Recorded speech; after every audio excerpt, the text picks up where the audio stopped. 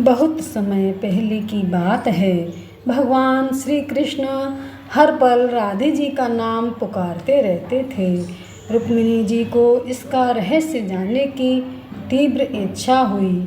उन्होंने जाकर रोहिणी माता से पूछा।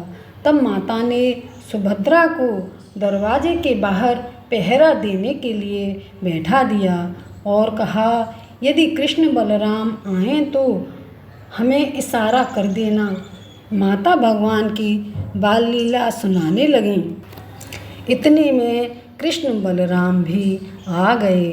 अपनी बाल लीला सुनकर धीरे धीरे तीनों सिकुड़कर विग्रह रूप में आ गए।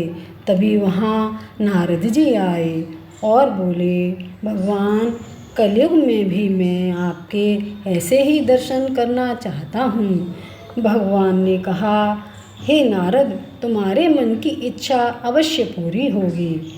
मालव देश के राजा इंद्रद्युम्न उनकी रानी विष्णु भगवान की भक्ति भाव से पूजा करते थे और हमेशा यज्ञ दान धर्म में लगे रहते थे। एक बार विष्णु भगवान ने उन्हें स्वप्न दिया और कहा, मेरा मंदिर बनवाओ और मेरे विग्रह रूप की उसमें प्रतिष्ठा करो।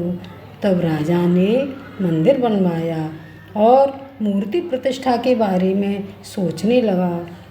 राजा ने स्वप्न के अनुसार अपने सैनिक नीलाचल पर्वत पर विग्रह रूप की खोज करने भेजे, जिनमें एक विद्यापति ब्राह्मण भी था।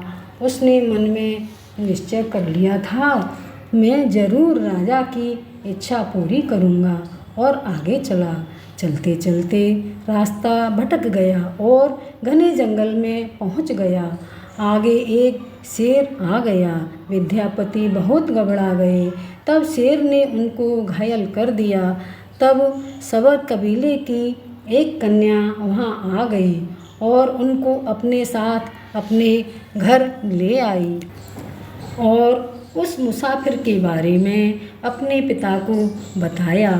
तब उसके पिता उनकी सेवा करने के लिए अपनी बेटी से कह देते हैं।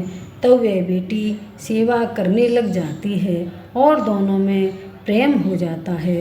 विद्यापति भी कबीले के सब लोगों से घुल मिल जाते हैं और राजा विश्ववसु से कन्या का हाथ मांग लेते हैं। तब राजा दोनों की शादी करवा देते हैं।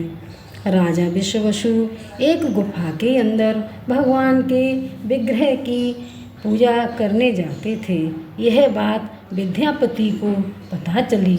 उसने मन ही मन योजना बनाई और पत्नी से बोला, मैं भी विग्रह के दर्शन करना चाहता हूँ। तब कन्या ने अपने पिता से कहा।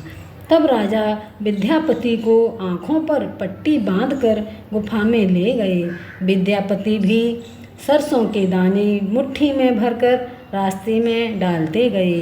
राजा कुछ समझ नहीं पाए। उसने पट्टी खोल दी और दर्शन करवा दिए।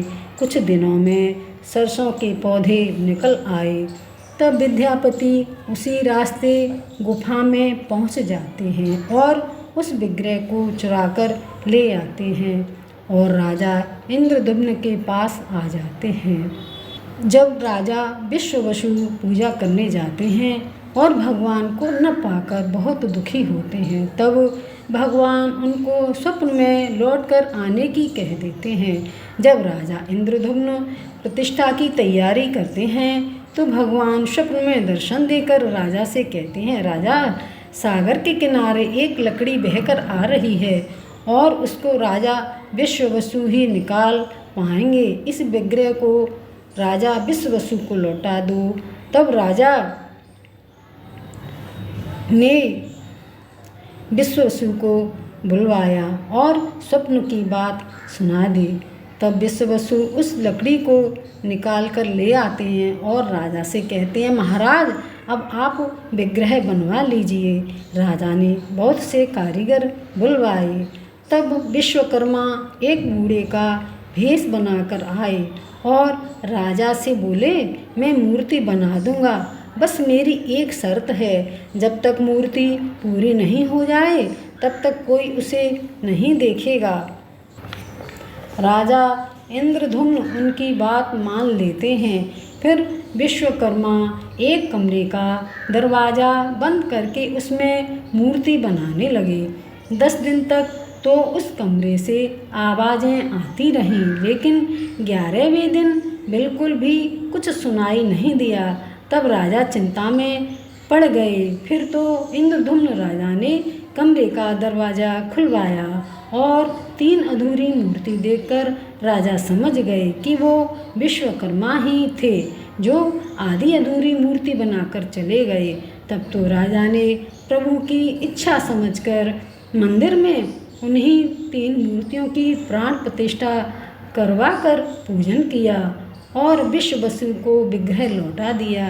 ये तो सारे जगत के नाथ हैं, इसीलिए जगन्नाथ कहलाते हैं। बोलिए जगन्नाथ भगवान की जय।